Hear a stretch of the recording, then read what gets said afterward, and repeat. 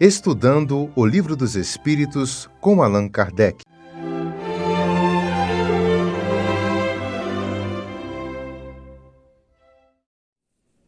Boa noite a todos. Roguemos ao Pai e ao Mestre Jesus a assistência dos mentores espirituais durante as reflexões que faremos esta noite. Questão 69. Por que uma lesão do coração, mais que a de outros órgãos, causa a morte? E os espíritos responderam: o coração é uma máquina de vida, mas não é ele o único órgão em que uma lesão causa a morte. Ele não é mais do que uma das engrenagens essenciais. É uma questão bem básica, mas que Kardec trouxe à luz para entendimento nosso, né? Continuando. Para finalizar, eu trouxe a questão 70, que também trata do assunto vida e morte, e traz um comentário bastante esclarecedor do Kardec. Vejamos a questão 70. Em que se transformam a matéria e o princípio vital dos seres orgânicos após a morte? A matéria inerte se decompõe e vai formar novos seres. O princípio vital retorna à massa. Agora vejamos o comentário de Kardec no final desta questão sobre o assunto. Após a morte do ser orgânico, os elementos que o formavam passam por novas combinações, constituindo novos seres que aurem na fonte universal o princípio da vida e da atividade, absorvendo-o e assimilando-o para novamente o devolverem a essa fonte, logo que deixarem de existir. Então ele mostra aqui que quando morre o organismo, os elementos que formavam esse organismo vão para a natureza para formar novas combinações e novos organismos, à medida que aurem da fonte universal o princípio vital e compõem o ser vivo. Continua Kardec no seu comentário. Os órgãos, nos organismos, estão, por assim dizer, impregnados de fluido vital. Esse fluido dá a todas as partes do organismo uma atividade que lhes permite comunicarem-se entre si, no caso de certas lesões, e restabelecerem funções momentaneamente suspensas. Mas quando os elementos essenciais do funcionamento dos órgãos são destruídos ou profundamente alterados, o fluido vital não pode transmitir-lhes o movimento da vida e o ser morre. Os órgãos reagem mais ou menos necessariamente uns sobre os outros. É da harmonia do seu conjunto que resulta essa reciprocidade de ação. Quando uma causa qualquer destrói esta harmonia, suas funções cessam, como o movimento de um mecanismo cujas engrenagens essenciais se desarranjaram, como um relógio gasto pelo uso ou desmontado por um acidente que a força motriz não pode pôr em movimento. A cessação dessa atividade ocasiona a morte.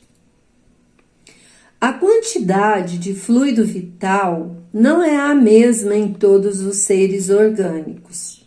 Ela varia segundo as espécies e não é constante no mesmo indivíduo, nem nos vários indivíduos de uma mesma espécie.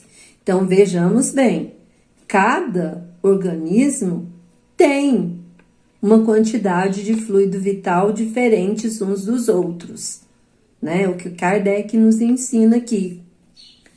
Há os que estão, por assim dizer, saturados do fluido vital, enquanto outros o possuem apenas em quantidade suficiente para a vida, né? É por isso que uns são mais ativos, mais enérgicos e, de certa maneira, de vida superabundante. A quantidade de fluido vital se esgota. Pode tornar-se incapaz de entreter a vida se não for renovada pela absorção e assimilação de substâncias que o contêm. O fluido vital se transmite de um indivíduo a outro. Aquele que o tem em maior quantidade pode dá-lo ao que tem menos e, em certos casos, fazer voltar uma vida prestes a extinguir-se. Então, é possível transmitirmos fluidos vitais, o que nós fazemos através do passe, né? Nós, através do passe, estamos promovendo uma transmissão também de fluidos vitais para aquela pessoa que está recebendo. Isso é muito importante saber. Eu trouxe também um comentário de Miramês sobre o assunto. Miramês, no livro Filosofia Espírita, volume 2, faz alguns comentários sobre a questão da vida e da morte, em especial sobre a questão 68. Vejamos o que diz Miramês. A causa da morte de um corpo é o esgotamento orgânico, como os espíritos responderam. Quando se processa a velhice, os órgãos enfraquecem e a vitalidade diminui. No entanto, a morte por desastre interrompe por vezes o movimento orgânico e a interligação de uns órgãos com os outros. A força vital desapropria-se da área que comandava e tudo entra no caos, por faltar harmonia no conjunto. A verdadeira causa da morte é de difícil comprovação, dado o engenhoso esquema espiritual traçado à luz do karma de cada espírito, bem como e certamente do seu livre-arbítrio. O poder da vontade soma como bênção de Deus e pode modificar o cronograma, assim como os homens podem e mudam de vez em quando as suas próprias leis. A morte de cada corpo humano não é um determinismo. A vida pode se estender o quanto for necessário, desde que os agentes da espiritualidade maior achem conveniente tal decisão. Olha que interessante. Quer dizer, a morte não é um determinismo. Ah, já está marcado, morre. Não. Pode haver mudanças nesse cronograma, nessa programação. Assim, as provas, infortúnios e sofrimentos tanto podem aumentar como diminuir. O mundo espiritual, que comanda a existência dos homens na Terra, escolhe o melhor para cada um. Surgem questionamentos quanto ao fato de um homem de bem morrer jovem, sendo que o inconveniente à sociedade permanece até a velhice. Isto porque os espíritos que dirigem a humanidade têm olhos para ver as necessidades mais profundas de cada um. Não há injustiça em campo algum de vida. Cada qual recebe somente o que merece nas linhas que percorre. Devemos procurar estudar mais as leis de Deus, que encontraremos a verdade como se respira o ar e sentem os raios do sol. E se sentem os raios do sol. A morte é sinônimo de desagregação da forma física, sem que desapareça a vida do corpo e muito menos a do espírito. Olha isso aí, essa afirmação de Miramês.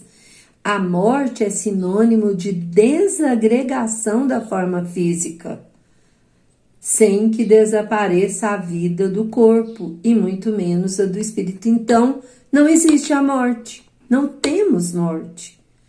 Tudo criado por Deus tem vida imortal. O que ocorre são infinitas transformações que se processam no seio daquilo que existe. E quando nos é facultada a oportunidade de falar sobre o espírito, geralmente usamos termos conhecidos pela humanidade. Porém, todos eles são pobres para explicar o valor da alma.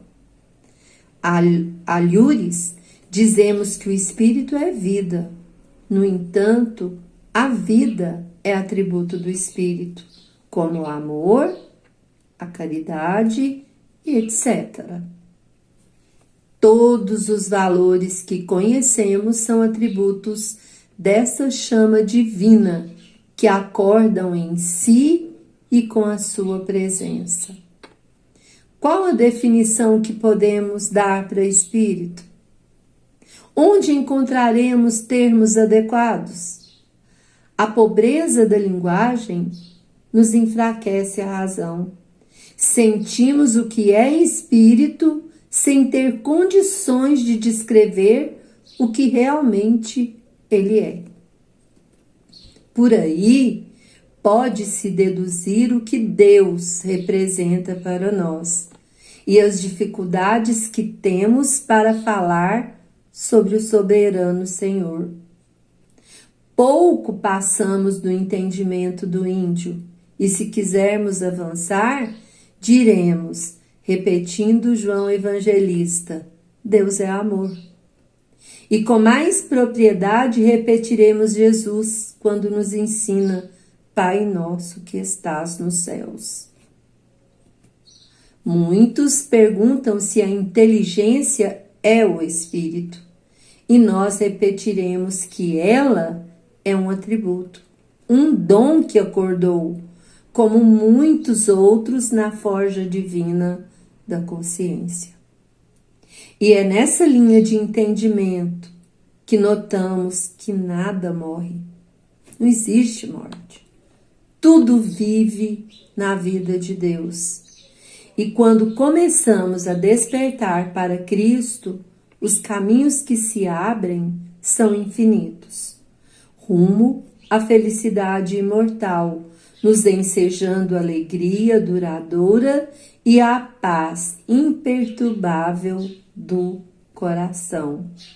E Miramês ainda conclui, é, pois, o conhecimento da verdade que nos liberta das trevas para a luz, de sorte a somente conhecermos a vida e tirarmos da mente a preocupação com a morte. Espero, que com essas reflexões a gente possa, ter entendido um pouquinho mais do assunto e ficarmos aliviados, Aqueles que temem a morte, ficar mais aliviados porque ela na verdade não existe, é só uma transformação. Boa noite a todos, grata pela atenção e que Jesus, o Divino Amigo, nos ampare hoje e sempre. Assim seja.